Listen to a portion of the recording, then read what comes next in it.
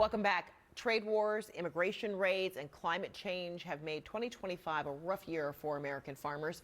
Earlier this month, the White House announced a $12 billion aid package to bail out farms impacted by President Trump's tariffs. The one-time payments are earmarked to help farmers in the short term. While farmers have widely supported the president, some tell CNN that they want free trade, not free aid.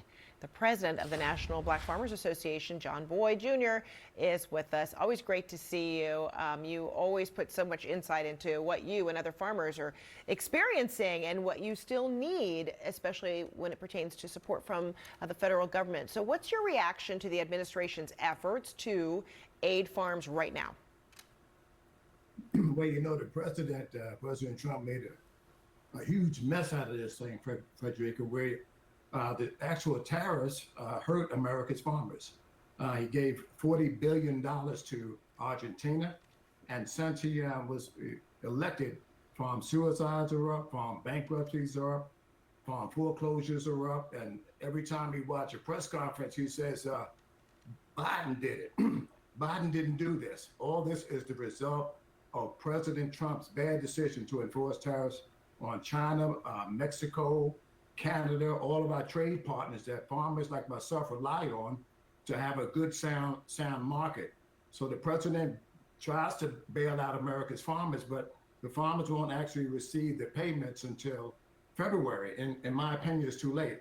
My farm notes are due in December and January is when farmers like myself need assistance.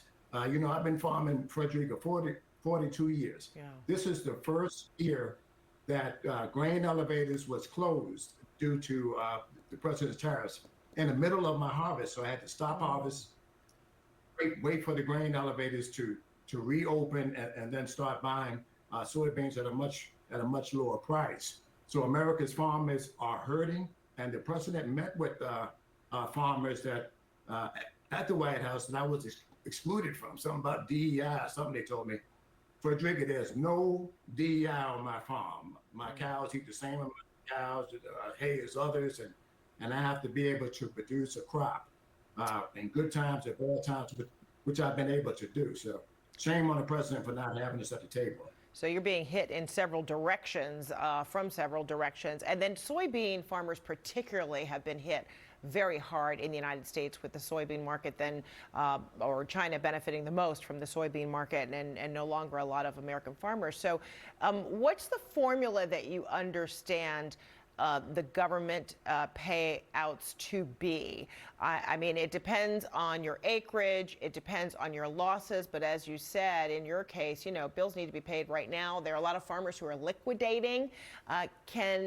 What's the calculus of what you or others might be able to count on as it pertains to the payouts? And if it doesn't come till January, February, or March, is it too late? Well, a couple of things. One, the $12 billion is not going to be enough when really America's farmers were hit with between 45 and a $50 billion loss in soybean production in this country. So what the president is proposing is a drop in the bucket. And then there was the way that you have to go into the office and report your farm serial number and your acreage. And I believe the deadline was December 19th. So there needs to be more time for farmers to go in and actually report their acreage. Many of our members have not reported their acreage. And they went in Friday. The offices in many areas in Mississippi was closed. So we need additional time. And this administration, Fredricka, the reason I wanted to be at the table with the president is to tell them that no farmer should be losing their farm because of their inactions or their bad decisions on tariffs. And you feel that is happening? Well, we need a complete farm moratorium. They shouldn't be foreclosing on the farm because he completely lost his market due to the president's tariffs. And that's what happened here. The president came in and took away the actual market for soybeans, the actual market for corn, and he messed things up with Canada with us for fertilizer. So all of our input costs, fertilizer, fuel, lime, all these things are up, and the actual price of soybeans are down. And now the market that we fought for so long, he rightfully so gave it to his friend over in Argentina, you know?